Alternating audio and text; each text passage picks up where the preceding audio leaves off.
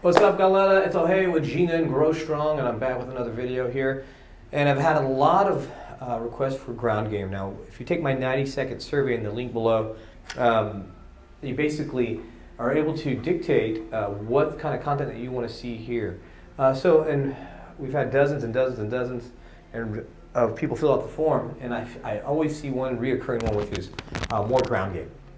Now, that's why I wrote and made my best-selling digital product or at-home training course or whatever you want to call it, Ohei's Capoeira Ground Game System Part 1 and Part 2 as well. Now, Part 1 was very special. It was my first bestseller on Amazon, even though it wasn't, it was pretty much just the content that was very popular. How to build strength in your back and your arms and to be able to start doing the stuff in the ground game, because once you get older, even if you love to flip and fly, like the ground game is something that you could take with you no matter what all the time, as old as you get, and it can keep you in great shape as well without flipping and flying. Because I admit, I love to flip and fly. If you see my videos or if you follow me for any amount of time, I used to love to flip and fly. Now I don't flip and fly as much. I still can. I have a couple of flips in my back pocket. I just don't anymore. And the ground game is pretty sweet, what I like to maintain, and of course the martial art aspect and Manjingan, Manjingar. If you don't know what that is, I think I have a video on Manjinga. I'll put a link below as well.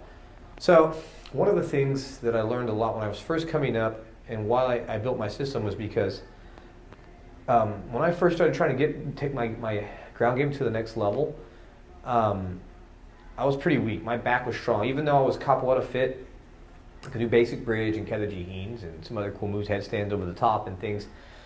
Man, these guys in the CDO and Corda da were just doing these amazing moves that I could not access.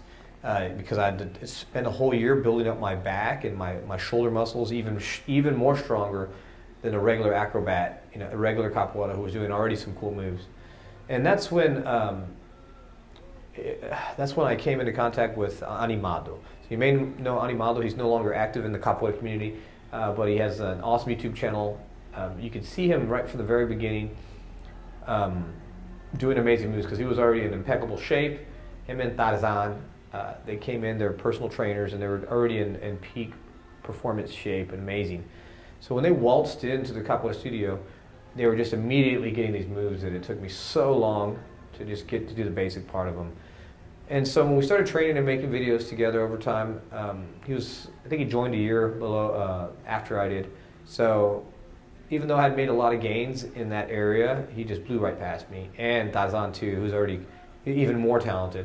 I would say that Tarzan is more talented than anybody.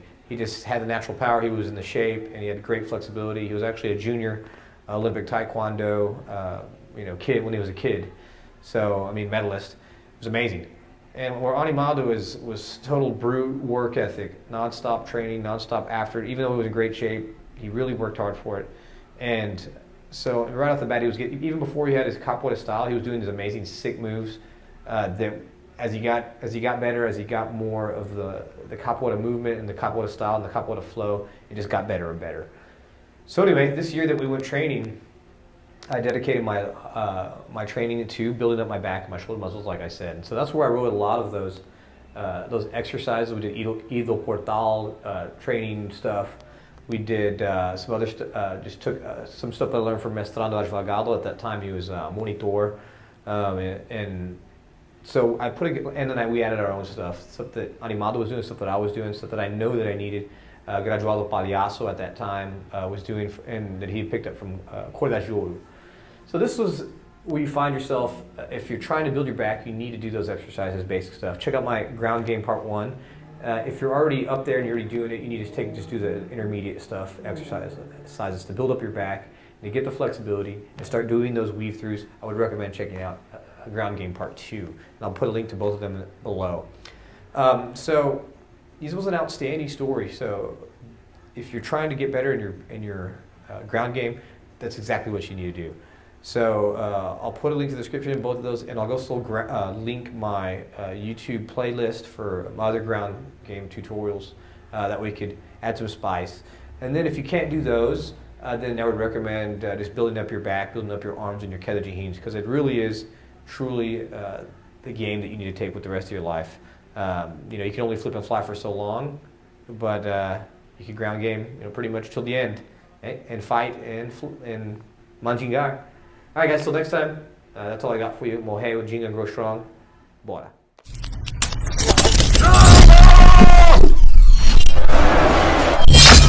And don't forget to like, share, comment, and subscribe.